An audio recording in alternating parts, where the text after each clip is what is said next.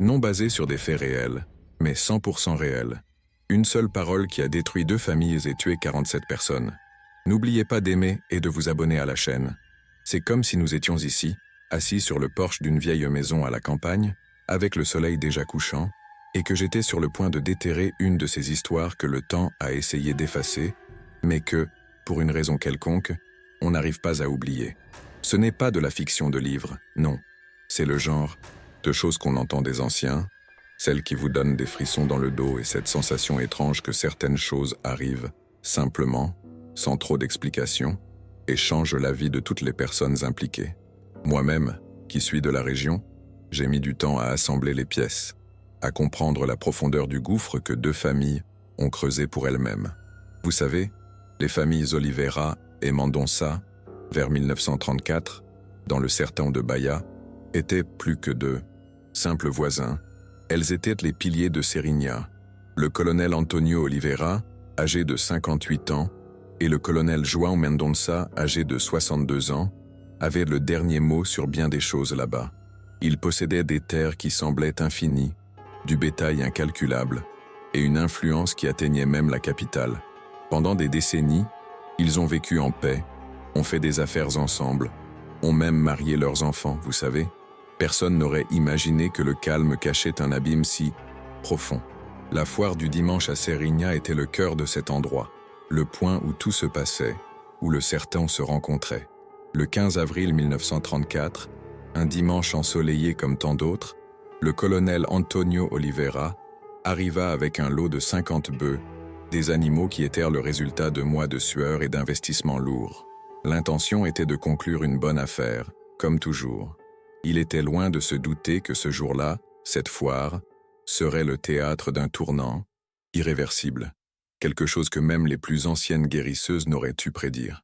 Le colonel João Mendonça, à son tour, était également présent, avec l'intention d'accroître son troupeau, d'étendre encore plus ce qui était déjà vaste. La négociation entre les deux commença comme tout le monde s'y attendait, par le marchandage typique. João offrit 80 000 reis par tête, Antonio insista sur 95 000. C'était un jeu de patience, un rituel, avec les autres agriculteurs tout autour, observant chaque mouvement, car le prix convenu entre eux donnait le ton de toute la foire. Personne n'imaginait ce qui allait suivre, le silence qui pèserait dans l'air après un seul mot. Et c'est là, au milieu de ce cercle d'hommes, que João Mendonça, peut-être fatigué de l'entêtement d'Antonio, peut-être dans un accès d'impatience, laissa échapper le mot qui allait bouleverser le monde. « Antonio, vous êtes malhonnête avec ces prix. Vous essayez de me tromper comme si j'étais n'importe qui. » Cela résonna d'une manière que vous ne pouvez pas imaginer. Le silence qui s'ensuivit ne fut pas de surprise mais d'un choc glacial. Traiter quelqu'un de malhonnête, publiquement, dans le sertão de cette époque, était l'offense la plus grave possible, une attaque directe contre ce qu'un homme prisait le plus, son honneur. Antonio Oliveira pâlit, ses mains tremblaient, sa voix, qui avait toujours été ferme, était maintenant rauque. Il connaissait le poids de ses mots. « João Mendonça, retirez ce que vous venez de dire devant tout le monde. » João, l'espace d'une seconde, sembla hésiter, réalisant le gâchis qu'il avait fait. Il essaya de s'adoucir en détournant. « Antonio, ce n'était qu'une expression. Vous savez que je vous respecte. » Mais la pierre avait déjà été lancée. Le mot « malhonnête » était là, dans l'air, témoigné par tous.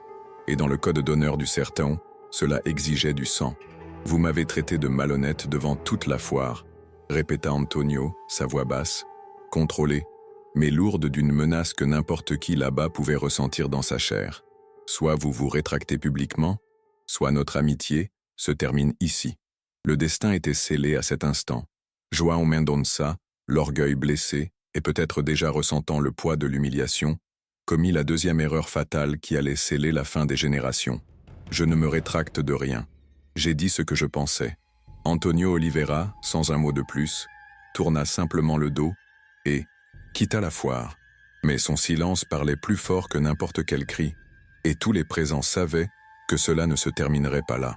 Dans le sertão de Bahia, en 1934, une offense à l'honneur était une dette qui ne pouvait être payée qu'avec du sang. La nouvelle de l'affront se répandit comme une traînée de poudre. En quelques heures, Toute la région de Serigna savait que le colonel Antonio Oliveira avait été publiquement déshonoré par le colonel João Mendonça. Ce n'était pas une simple rumeur, c'était un événement qui divisait les communautés, forçant les familles à choisir leur camp dans un conflit qui, à ce moment-là, n'était encore qu'un grondement lointain, mais terrifiant. Antonio arriva chez lui bouleversé, la rage bouillonnante, le visage pâle. Il réunit ses fils, Joaquim, 32 ans, Manuel, 28 ans, et Pedro, 24 ans, et leur raconta l'histoire, l'humiliation, le venin des paroles de João. « Père, voulez-vous que nous allions régler ça ?»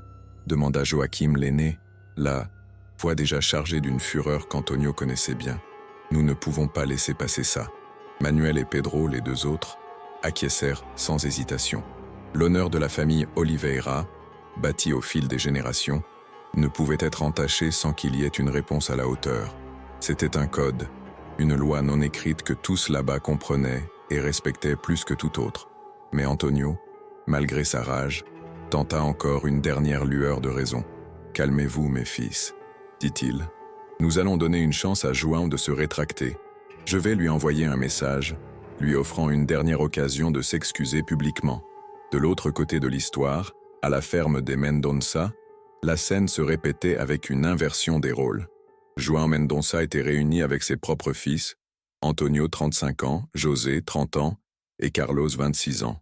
La pression sur lui était immense. « Père, si vous vous rétractez maintenant, nous serons la risée de toute la région, » argumenta Antonio Mendonça l'aîné, sa voix ferme et décidée. João, un bref instant, sembla flancher. « Mais j'ai exagéré, » admit-il, la voix plus basse. « Antonio a toujours été un homme honorable. J'ai parlé dans le feu de l'action. Mais la graine de la discorde avait déjà germé, et l'orgueil, tel un bourreau silencieux, exigeait son prix. « Peu importe, père, » insista José, le fils du milieu, avec une détermination effrayante. « Ce qui est fait, est fait. Maintenant, nous devons tenir bon. » Le mardi 17 avril arriva, et avec lui, l'émissaire d'Antonio Oliveira à la ferme des Mendonça. Le message était clair, sans détour. João avait jusqu'au vendredi pour se rétracter publiquement à la foire, où les conséquences seraient graves, quelque chose que tous, au fond, pouvaient déjà prédire. Mais l'orgueil, cette peste invisible, avait déjà corrodé la raison. João Mendonça, sous la pression de ses fils et son propre orgueil enflammé, refusa. « Dites à Antonio que je ne me rabaisserai pour personne », ordonna-t-il à l'émissaire, la voix chargée d'un entêtement mortel. S'il n'a pas aimé ce qu'il a entendu, c'est son problème. La réponse parvint à Antonio le vendredi matin. Cet après-midi-là, le colonel réunit ses 3 fils et 12 de ses fidèles vaqueiros. La décision était prise, et l'air qu'il respirait était lourd, dense de la promesse de sang. João a choisi l'affrontement. Nous allons lui donner ce qu'il veut. Le premier coup vint le samedi 21 avril 1934, un jour qui resterait à jamais gravé dans la mémoire de ce sertão. Antonio Oliveira et ses hommes envahirent une propriété plus petite des Mendonça, la Fazenda Rio Verde, où José Mendonça, le fils cadet de João, supervisait le marquage du bétail. L'affrontement pour José fut soudain, brutal, sans chance de défense. Il vit les hommes armés s'approcher et, par instinct de survie, tenta de fuir à cheval, désespéré d'échapper à la fureur qui venait vers lui.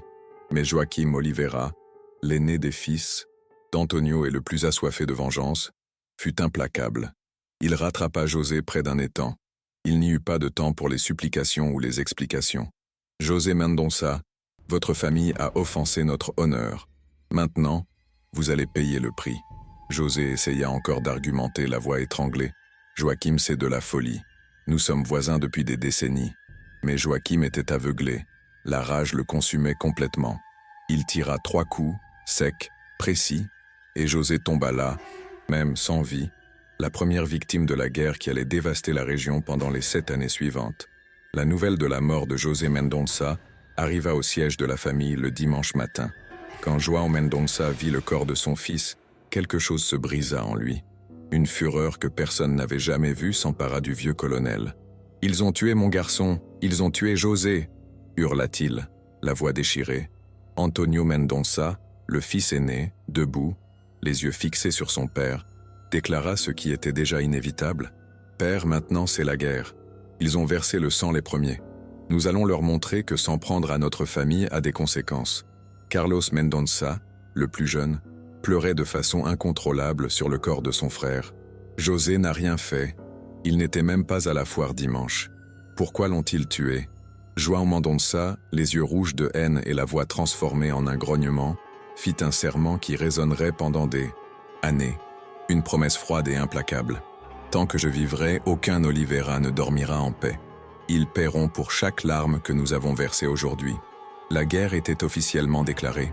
Ce qui avait commencé par un mot malheureux avait maintenant son premier martyr, et dans le sertão de Bahia, la règle était claire. Le sang ne se paie qu'avec du sang. Le lundi 23 avril, le message de João Mendonça parvint à Antonio Oliveira, chargé d'une froideur saisissante. « Tu as tué mon fils, maintenant je vais tuer le tien. » Ce n'était pas une menace en l'air, c'était une promesse qui flottait dans l'air, lourde comme du plomb. Toute la région ressentit l'impact, une vague d'appréhension se répandit dans chaque maison, chaque ferme. Des familles entières commencèrent à choisir leur camp, certaines par loyauté, d'autres par peur. Les commerçants fermèrent leurs portes, les routes devenaient désertes, dangereuses. Les autorités locales, conscientes du pouvoir des colonels, se recroquevillaient simplement, craignant d'être engloutis par cette fureur. La guerre des Oliveiras contre les Mendonça avait commencé, et la cruelle vérité était que tous savaient qu'elle ne se terminerait que lorsqu'une des familles serait complètement exterminée. La vengeance de João Mendonça ne tarda pas à se matérialiser, rapide et impitoyable. À l'aube du 25 avril 1934, à peine 4 jours après la mort de José, un groupe de 15 hommes armés, mené par Antonio Mendonça, encercla la maison de Manuel Oliveira, le deuxième fils d'Antonio. Manuel vivait sur une propriété plus petite, à environ 5 lieues du quartier général de la famille, avec sa femme, Conceição, et leurs 2 jeunes enfants.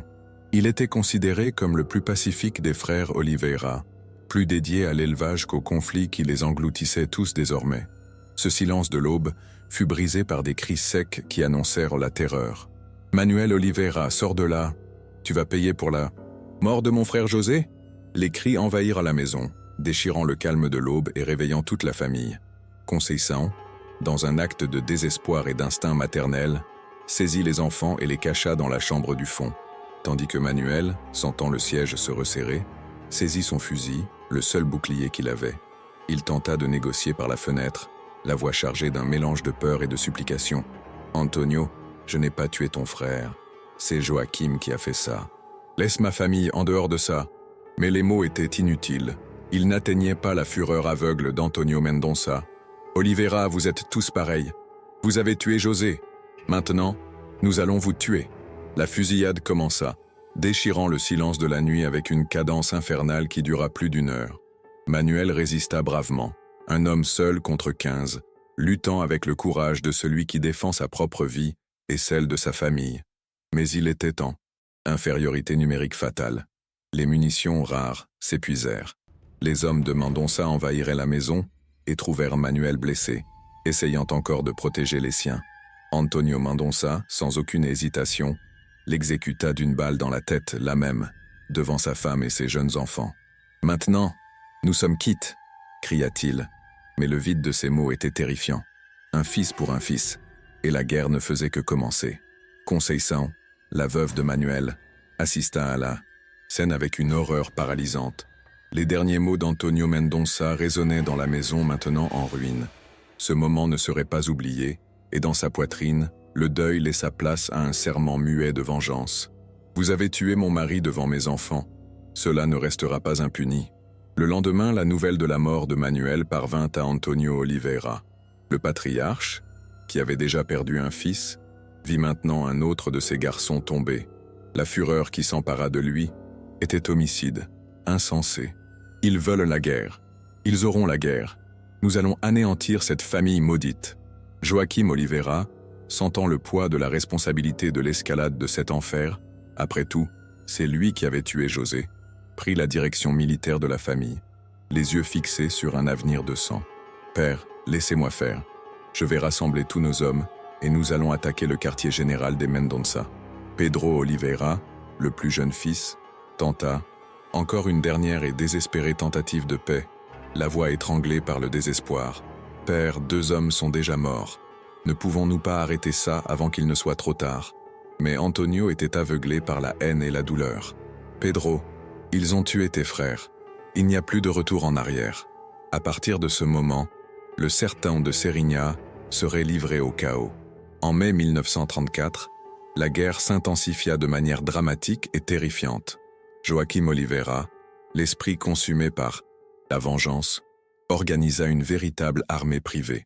30 hommes armés, vaqueros loyaux, hommes de main, et même des tueurs à gages recrutés dans d'autres régions, formèrent désormais sa force d'attaque. L'objectif était unique, attaquer le quartier général de la famille Mendonça, aller au cœur du problème et éliminer João et ses fils restants, coûte que coûte. Il planifia chaque mouvement comme une campagne militaire, étudiant le terrain, les défenses et les points faibles de l'ennemi avec une froideur calculatrice.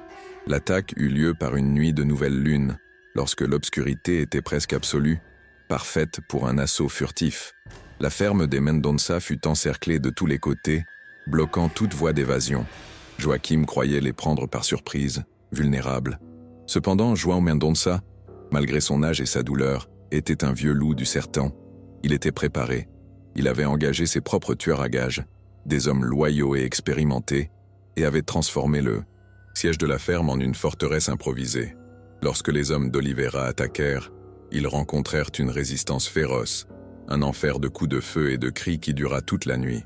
Des coups de feu résonnaient dans le sertão, ponctuant l'obscurité de lueurs de poudre, et l'odeur âcre de fumée se répandait dans l'air. C'était le son de la mort, de la haine, de la vengeance qui se consommait. Au lever du jour, le tableau était d'une dévastation totale. 12 hommes gisaient morts. La maison principale était incendiée, les corrals détruits. Mais d'une manière ou d'une autre, miraculeusement, João Mendonça et ses fils survécurent. Carlos Mendonça avait été blessé au bras, une balle effleurante, mais tous les principaux membres de la famille s'échappèrent. Joaquim Oliveira pensait qu'il allait nous prendre endormis, dit João, observant les débris autour de lui, la voix lourde d'épuisement et de haine. Mais il a oublié que nous aussi, nous savons nous battre. À partir de juin 1934, la guerre se répandit dans toute la région comme une maladie incurable. Ce n'était plus seulement un conflit entre les 2 principales familles. Des parents éloignés, des dépendants, des employés, tous furent entraînés dans l'œil du cyclone. Quiconque ne choisissait pas un camp était automatiquement considéré comme un ennemi par les 2. Des fermes furent incendiées, des troupeaux entiers furent volés, des routes autrefois sûres se transformèrent en pièges mortels. L'économie de la région s'effondra, des familles fuirent vers d'autres villes, le commerce s'arrêta. Le sertão de Serrinha, autrefois vibrant et plein de vie, se transforma en une zone de guerre, un enfer sur terre. En août, un autre chapitre sanglant s'écrivit. Pedro Oliveira, le plus jeune fils d'Antonio, celui-là même qui avait imploré la paix, fut pris en embuscade alors qu'il rentrait d'un voyage à Salvador. Carlos Mendonça, le fils de João, et 3 de ses tueurs à gages, l'attendaient dans un passage étroit entre les collines, un endroit parfait pour l'exécution. Pedro fut tué de 15 balles, son corps laissé sur la route comme un avertissement cruel et indéniable, une déclaration que la guerre ne respectait ni l'innocence ni les appels. Antonio Oliveira, en perdant son 3e fils, devint complètement fou. La douleur et la haine le consumèrent. Ils ont tué tous mes garçons, tous mes fils. Joaquim Oliveira, le seul fils vivant qui lui restait, tenta de le consoler. La voix, étranglée par sa propre douleur et son sens des responsabilités. « Père, je suis toujours là et nous vengerons nos frères. » Antonio, les yeux injectés de larmes et de fureur, fit une dernière demande, une exigence qui allait sceller la spirale de violence. « Joaquim, mon fils, jure-moi que tu ne t'arrêteras pas avant de les avoir tous tués. Tous les Mendonça doivent mourir. » Le serment fut fait, et la guerre, déjà brutale, entra dans une phase encore plus sombre, sans limite. Entre 1935 et 1938, la guerre entre les Oliveiras et les Mendonça se transforma en une campagne d'extermination mutuelle, quelque chose d'inhumain à observer. Il ne suffisait plus de tuer les hommes qui portèrent les armes, femmes, enfants, parents éloignés, tous devinrent des cibles légitimes dans la soif de vengeance qui consumait les deux clans. Joaquim Oliveira, désormais le seul fils vivant d'Antonio, était devenu une figure sombre, obsédé par la vengeance. Il engagea des tueurs à gages d'autres, État, transforma la ferme familiale en base militaire et consacra chaque minute de sa vie à éliminer quiconque portait le nom de Mendonça. « Je ne me reposerai pas tant qu'il y aura un Mendonça vivant sur cette terre », jurait-il chaque matin, devant la tombe de ses frères. Sa femme, Donna Francisca, tenta désespérément de le sortir de cet abîme. « Joaquim, cette guerre a déjà tué trop de monde. Pense à nos enfants, » supplia-t-elle, la voix brisée. Mais Joaquim était irrémédiablement perdu, dans la spirale de violence, aveuglé par la douleur et la haine. « Francisca, ils ont tué mes frères. Ils ont tué Pedro, qui n'était même pas impliqué dans la bagarre. Il n'y a pas de pardon pour cela. » De l'autre côté, João Mendonça avait aussi perdu la raison. La mort de José avait brisé quelque chose d'irréversible en lui. Et maintenant, il ne vivait que pour la vengeance. Carlos Mendonça, son unique fils survivant, était devenu aussi violent que son père. L'humanité, chez les deux, semblait avoir été drainée, remplacée par une soif insatiable de sang. « Père, j'ai découvert où se trouve la cousine des Oliveiras, Conceição », rapporta Carlos Mendonça, un froid matin de janvier 1935. Elle est cachée dans une ferme à Feira de Santana avec ses jeunes enfants. João Mendonça, sans hésiter, sans une once de remords, donna l'ordre cruel « Va là-bas et tue-la. Tue les enfants aussi. Aucun Oliveira ne doit rester pour grandir et venger ses parents. » Le massacre de la famille de Conceição eut lieu un après-midi de février 1935. Carlos Mendonça et 5 tueurs à gages envahirent la ferme où elle se cachait. Conceição, la veuve de Manuel Oliveira, fut tuée avec ses 2 enfants de 8 et 6 ans. Une barbarie qui choqua même certains alliés des Mendonça. « João, cela a dépassé les limites », protesta le colonel Sébastien, un agriculteur qui avait jusqu'alors soutenu la famille Mendonça. Tuer des enfants innocents est une lâcheté. Mais João Mendonça était au-delà de tout appel à la raison ou à l'humanité. Sébastien, ses enfants auraient grandi pour venger leur père. Il valait mieux en finir avec le problème maintenant. Joaquim Oliveira, apprenant la mort de ses neveux, entra dans une rage homicide qui effraya même ses propres hommes. « Ils ont tué des enfants. Ils ont tué mes neveux innocents. Maintenant, il n'y a plus de règles. » La vengeance arriva en mars 1935, plus sauvage que jamais. Joaquim découvrit que João Mendonça avait une fille mariée à Alagoinhas, une femme nommée Maria, qui vivait paisiblement avec son mari et 3 enfants. Joaquim n'hésita pas. Il s'y rendit avec 10 hommes armés, décidé à rendre justice de ses propres mains, sans se soucier de qui se trouvait sur son chemin. Le massacre de la famille de Dona Maria fut encore plus brutal, si tant est que cela fut possible. Joaquim ne tua pas seulement la femme et les enfants, mais aussi le mari, un homme qui n'était même pas un Mendonça, qui n'avait aucun lien avec la guerre. Qui épouse un Mendonça devient un Mendonça, justifia-t-il, la voix froide, dénuée de toute émotion. Cet homme était devenu un monstre. À partir de 1936, la guerre s'étendit, traversant les frontières de Bahia et atteignant le Sergipe et le Pernambuco. Des parents des familles qui avaient fui, cherchant refuge de cet enfer, furent traqués et tués dans d'autres États. Des tueurs à gages professionnels de tout le Nord-Est, des mercenaires de la mort, furent engagés par les 2 camps, transformant le conflit en quelque chose de proportions terrifiantes. Le gouvernement de Bahia tenta d'intervenir, envoyant des troupes de la force publique dans la région, mais les soldats étaient peu nombreux, mal équipés, et les familles avaient de véritables armées privées. De plus, de nombreux politiciens locaux avaient des intérêts cachés à maintenir le conflit. Il vaut mieux les laisser s'entretuer, commenta le député d'État colonel Augusto avec un cynisme glaçant. Quand ce sera fini, ceux qui resteront seront plus faibles et plus faciles à contrôler. Ce sertão devint un abattoir. En 1937, l'épisode le plus brutal de toute la guerre se produisit, quelque chose qui marqua l'âme de la région de manière indélébile. Le massacre de l'église de São Sébastien. C'était le jour de la fête du Saint Patron, un jour de foi et de célébration. Et les Oliveiras, comme les Mendonça, étaient présents à la messe, chaque groupe armé, chacun à l'affût, attendant une opportunité, la tension dans l'air palpable. Pendant la communion, au moment le plus sacré de la cérémonie, quelqu'un cria, un cri qui déchira le silence de la prière. « Meurs, Mendonça !» Et puis, l'enfer. Une fusillade éclata à l'intérieur de l'église, transformant le sol sacré en un champ de bataille. Quand la fumée de la poudre se dissipa et que l'écho des tirs se tut, la scène était d'une horreur inimaginable. 17 corps gisaient sur le sol sacré, y compris des femmes et des enfants qui n'avaient rien à voir avec la guerre, des innocents pris dans la fureur aveugle des hommes. Le père Joachim, qui célébrait la messe, fut l'une des victimes. Il mourut en essayant de protéger un enfant qui se cachait derrière l'autel, son corps servant de bouclier. Ses dernières paroles, un murmure de douleur et de résignation, résonneront à jamais. Que Dieu pardonne à ces gens, car ils ne savent pas ce qu'ils font. Ce massacre dans l'église fut le point de non-retour définitif. La population locale, qui jusqu'alors avait choisi son camp, qui s'était laissé entraîner dans la folie, se révolta. Il n'était plus possible de cautionner une telle barbarie. « Vous avez profané la maison de Dieu !»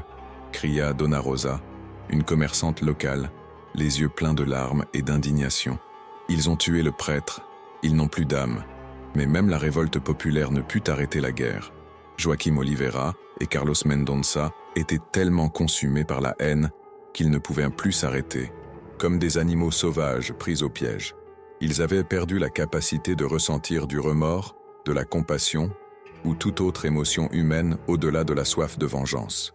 En 1940, après 6 longues et sanglantes années de guerre, le scénario était celui d'une désolation totale. Des 2 familles puissantes qui avaient dominé la région, ne restèrent que les patriarches originaux et leurs derniers descendants directs, des ombres de ce qu'ils avaient été autrefois. Antonio Oliveira, désormais âgé de 64 ans, avait vieilli de plusieurs décennies en quelques années seulement, le corps courbé et l'âme déchirée. João Mendonça, à 68 ans, était physiquement affaibli, mais la flamme de la vengeance brûlait encore dans ses yeux, une étincelle tenace de haine. Le sertão de Serinha, autrefois berceau de richesse, était maintenant un cimetière à ciel ouvert, un monument à la folie humaine. Joaquim Oliveira était devenu une ombre de l'homme qu'il était, maigre, barbu, les yeux cernés, de qui ne dort plus depuis des années, il ne vivait que pour tuer. Sa femme, Francisca, dans une tentative désespérée de protéger leurs enfants, avait fui avec eux à São Paulo, ne supportant plus la violence qui avait envahi leur vie. Carlos Mendonça était dans un état similaire, une ruine humaine. Il avait perdu un bras lors d'une embuscade, avait des cicatrices sur tout le corps et parlait tout seul constamment, ce qui montrait la folie qui le consumait. Sa famille avait également abandonné la région, le laissant seul avec son père et quelques tueurs à gages loyaux.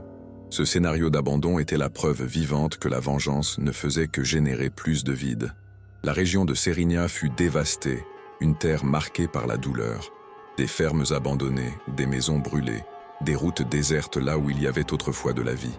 La population avait diminué de moitié, certains morts, d'autres en fuite, emportant avec eux le peu d'espoir qu'il leur restait. Le commerce s'était arrêté, les écoles fermées, même l'église restait en ruine depuis le massacre de 1937, un rappel constant de la barbarie qui s'était abattue sur eux. « Regardez ce que vous avez fait à notre terre », disait ce Francisco, l'un des rares commerçants restés, la voix étranglée par la tristesse. « Vous avez transformé le paradis en enfer. Et pourquoi ?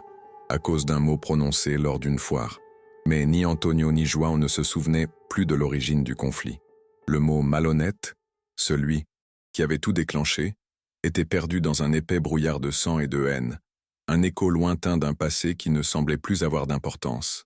Maintenant, ils se battaient par pur instinct de vengeance, comme des animaux blessés qui ne savent qu'attaquer, sans but, sans raison, juste le désir insatiable de détruire l'autre.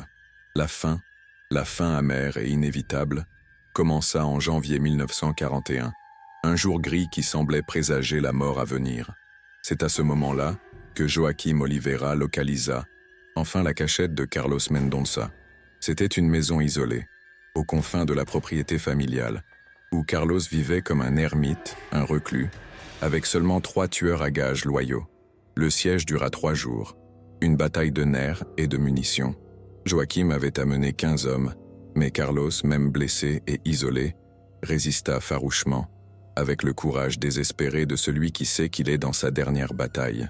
C'était l'affrontement final de la guerre, et tous deux savaient qu'un seul en sortirait vivant, que l'un d'eux serait le dernier à tomber. Au troisième jour, les munitions de Carlos s'épuisèrent enfin. Joachim pénétra dans la maison, le corps en alerte, l'esprit concentré sur son objectif final, et trouva son ennemi blessé, mais toujours en vie, le regard haineux fixé sur lui. « Carlos Mendonça, votre heure est venue. Vous allez payer pour tous mes frères. » Carlos, dans son dernier souffle, cracha du sang, une ultime démonstration de défi, et proféra un cruel mensonge. « Joachim, vous aussi vous allez mourir. Mon père vient déjà après vous. » C'était un bluff, une dernière tentative pour instiller la peur, car João Mendonça était alité, malade et sans force pour se battre, un homme vaincu par sa propre haine. Joachim tua Carlos d'une balle dans la tête, mettant fin à la lignée directe des Mendonça, mais la victoire eut un goût amer, un goût de cendre. En regardant autour de la maison détruite, en voyant les corps éparpillés, Joachim réalisa, avec un choc brutal, qu'il était devenu un monstre. Il n'y avait pas de gloire, seulement le vide. Quand il rentra chez lui, une lettre l'attendait, une nouvelle qui allait tout changer, le dernier coup d'une guerre qui lui avait tout pris. Francisca, sa femme, était morte à São Paulo, victime d'une maladie. Ses enfants, désormais orphelins, demandaient à leur père de venir les chercher, la voix enfantine dans les lignes, réclamant un refuge sûr. « Papa, maman est morte en vous demandant d'arrêter cette guerre et de venir prendre soin de nous. » Joachim s'effondra. Il avait tout perdu. Frère, femme, des années de vie, son âme même. La guerre avait exigé le prix le plus élevé. Sa famille, son humanité, son avenir. Il s'assit par terre et pleura pour la première fois en 6 ans, des larmes amères qui lavaient une existence de sang. João Mendonça mourut en mars 1941, seul et abandonné, l'image vivante de la désolation. Son corps fut retrouvé 3 jours plus tard par un voisin, une fin triste et solitaire pour un homme qui s'était consumé par la haine. Il ne restait plus aucun Mendonça vivant dans la région, tous morts ou en fuite, dispersés au vent comme des cendres. Antonio Oliveira mourut en mai de la même année, lui aussi seul, son corps se consumant et son esprit perdu dans les souvenirs. Joachim était parti pour São Paulo, traînant ce qu'il restait de son âme et essayant de reconstruire sa vie avec ses enfants orphelins, une tâche qu'il savait presque impossible. Le patriarche des Oliveiras mourut en murmurant des noms. José, Manuel, Pedro, mes garçons. Les noms de ses fils morts, un dernier lament qui faisait écho à la tragédie. La guerre des Oliveiras et Mendonça se termina en 1941, laissant un bilan dévastateur que le temps n'effacera jamais. 47 morts confirmés, 2 familles puissantes complètement éteintes dans la région, des centaines de personnes déplacées et toute une zone du Sertão de Bahia transformée en terre dévastée. Tout avait commencé par un mot, malhonnête. Un mot prononcé dans le feu d'une discussion commerciale, sans intention d'offenser profondément, mais qui toucha le point le plus sensible de la culture du Sertão, l'honneur. Joaquim Oliveira tenta de reconstruire sa vie à São Paulo, mais il ne put jamais se débarrasser des fantômes du passé. Il mourut en 1963, alcoolique, tourmenté par des cauchemars, portant le poids d'une guerre entière sur ses épaules. Ses enfants changèrent de nom de famille, dans une tentative désespérée d'oublier l'héritage de sang qu'ils portaient. La région de Serignà mit des décennies à se remettre de cet enfer. De nombreuses fermes restèrent abandonnées jusque dans les années 60, lorsque de nouveaux colons, ignorant le sombre passé, arrivèrent pour occuper les terres. L'église, profanée par la fureur humaine, ne fut reconstruite qu'en 1955, et à ce jour, une simple plaque, mais lourde de sens, commémore les victimes du massacre de São Sebastião, un mémorial, pour que la barbarie ne soit pas oubliée. L'histoire sert de sombre rappel du pouvoir destructeur de l'orgueil et de la vengeance. 2 familles respectables, qui avaient bâti des patrimoines et des réputations au fil des générations, se détruisirent mutuellement en ne parvenant pas à ravaler leur orgueil et à demander pardon, en ne faisant pas un pas en arrière. Pour vous qui vivez dans de petites communautés, qui valorisez l'honneur et le respect, rappelez-vous que les mots peuvent tuer, mais que le pardon peut sauver. Et pour vous qui portez d'anciennes rancunes, pensez au prix que la vengeance peut exiger. La guerre des Oliveiras et Mendonça nous enseigne qu'il n'y a pas de victoire dans une guerre de famille. Au final, tout le monde perd, ceux qui meurent, ceux qui tuent et ceux qui survivent, pour porter le poids des atrocités commises. C'est une de ces histoires qui vous fait réfléchir sur la fragilité de la vie et la rapidité avec laquelle la colère peut transformer les gens en monstres.